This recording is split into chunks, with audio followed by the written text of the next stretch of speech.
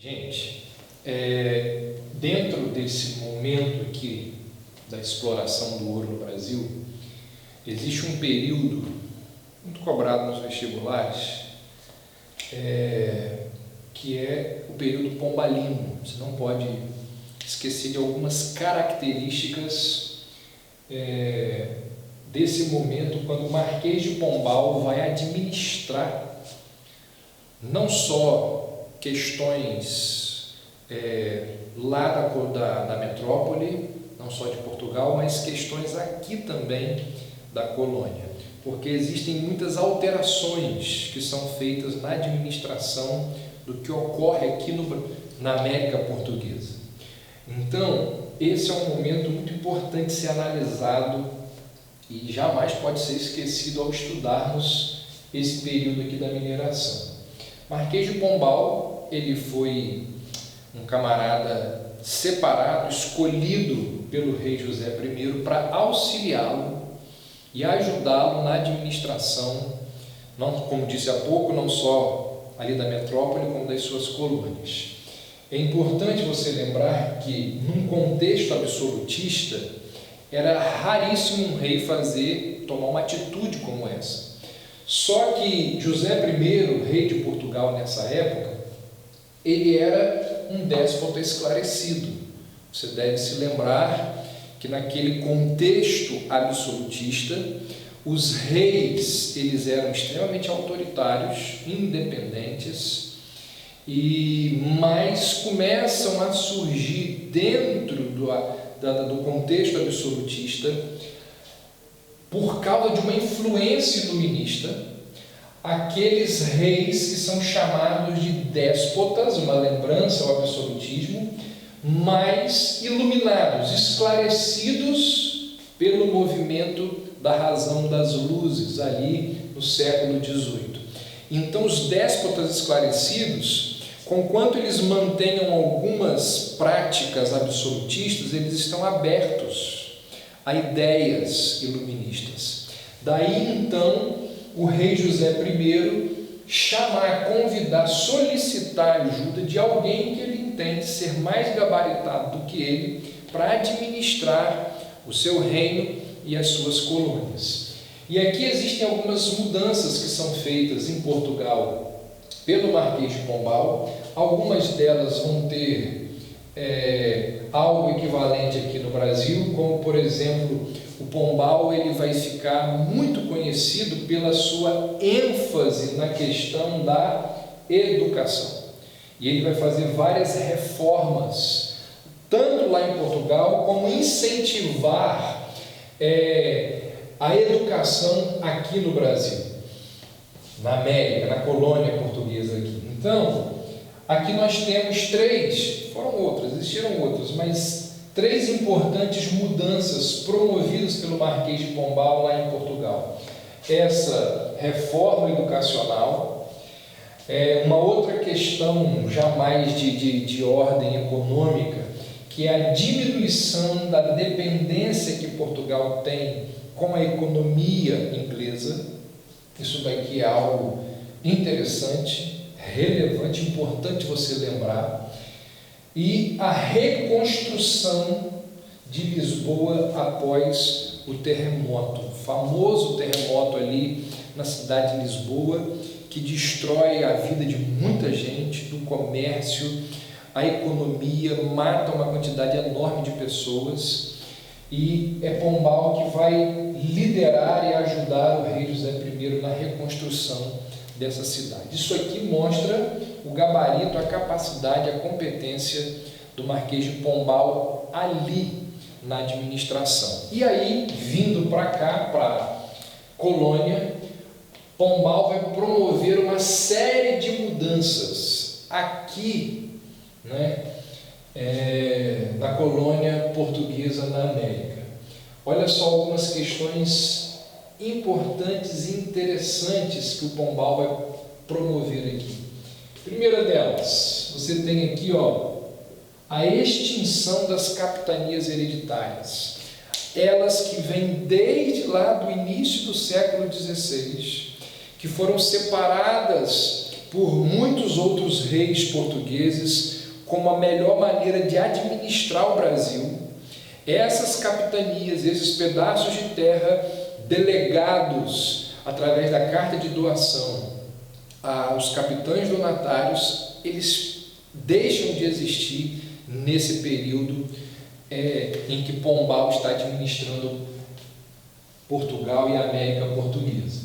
Olha só, ele vai expulsar os jesuítas daqui. Lembram? A gente falou isso nas últimas aulas, da briga, da discordância que existia entre os jesuítas, que não queriam a escravização dos indígenas, com aqueles que moram aqui e investem na escravidão indígena e contratam bandeirantes para escravizar indígenas, porque eles precisam dessa mão de obra que vem lá desde o início do século XVI, tem uma pausa aí no início do século XVII. Então, essa briga dos jesuítas com o pessoal daqui não vai ser muito bem vista. É um dos motivos, existem outros, pelo Marquês de Pombal, e ele vai então retirar essa ordem religiosa que tinha vindo para cá. Olha só o que ele vai criar aqui: impostos, para quê? Olha só, custear a educação. Ele se preocupa, ele entende que é necessário ter um investimento em educação não apenas na metrópole, mas também aqui na colônia. Então ele vai separar uma quantidade de grana proveniente dos impostos para investir na educação. E aí você percebe então essa característica iluminista desse camarada aí. Quarto, maior controle sobre as minas. Perceba que eu disse maior, eu não disse que começa aqui. Por exemplo, a intendência das minas é algo que começa lá em 1702, muito antes de Pombal estar aqui. Então, com a vinda dele para cá, vai existir um controle ainda maior, não é que tem início com ele.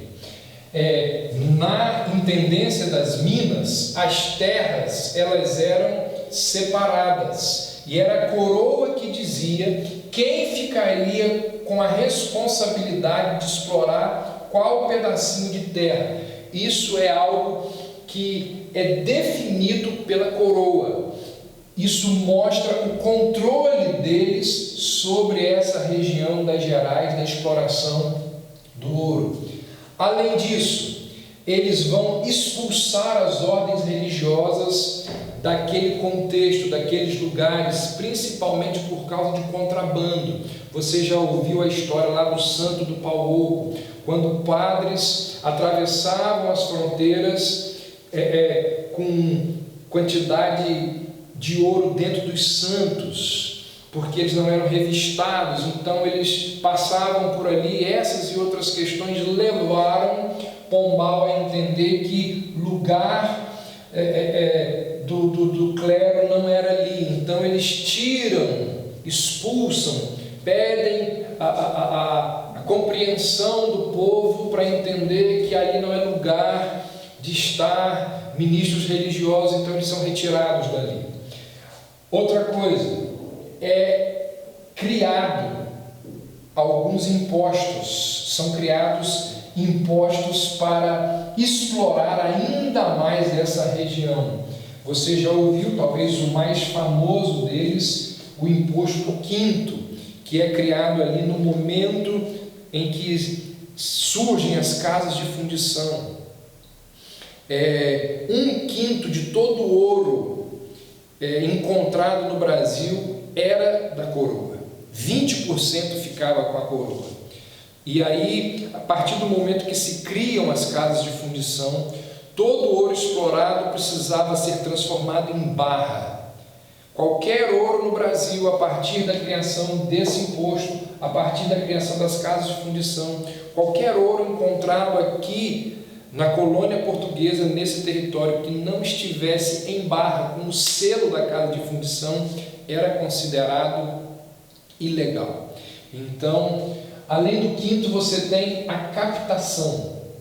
Era um outro imposto criado para aumentar ainda mais o controle sobre as minas. Esse imposto dizia que o camarada que explorava ali a região, ele tinha que pagar 17 gramas de ouro por cada escravo que ele tinha. E então, se o camarada tivesse muitos escravos, era mais uma taxa, era mais algo, era assim, algo ainda mais complicado para ele administrar por causa do imposto em cima daquele escravo ali. Ainda existia o imposto da finta, que era o imposto onde cada regiãozinha dessa daqui tinha que pagar a coroa. Então juntavam ali as pessoas que faziam parte dessa região e tinham que pagar esse imposto. E a ironia aqui é que, com o passar dos anos, esse imposto aumentava, mas o ouro diminuía. Então eles tinham menos ouro para ser explorado, para ser obtido, mas o imposto sempre estava aumentando. E aí, quando eles não conseguiam pagar o preço estabelecido, o imposto estabelecido na finta, então surgiu o imposto da derrama, que era pago, era o valor equivalente da finta ou da captação. Quando o dono lá, o camarada que explorava o ouro, ele não conseguia cumprir o imposto estabelecido, então a derrama vinha e apanhava em dinheiro ou em bens aquilo que foi estabelecido e ele não conseguiu pagar. Quinta e penúltima mudança promovida por Pombal quando está administrando aqui a América Portuguesa. Você sempre ouve falar, né, que a primeira capital do Brasil foi Salvador. Na verdade, não é a primeira capital do Brasil, mas a primeira capital da América Portuguesa. E você sempre ouve falar dessa transferência, mas às vezes você não lembra, ou talvez você não sabe que quem fez essa transferência foi Pombal. Deixa de ser em Salvador, vem para o Rio de Janeiro. Quem promove essa alteração é o Marquês de Pombal. E por fim, o famoso, conhecido Tratado de Madrid, que vai estabelecer as fronteiras da América Portuguesa com a América Espanhola.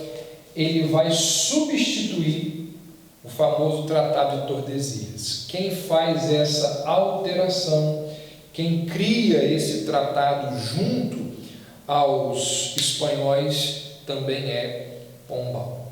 Galera, a gente vai ficar por aqui. Espero que vocês tenham aprendido alguma coisa aí. E qualquer coisa, é só vocês mandarem aí perguntas que a gente vai, na medida do possível, indo respondendo para vocês. Tá joia? Um abraço.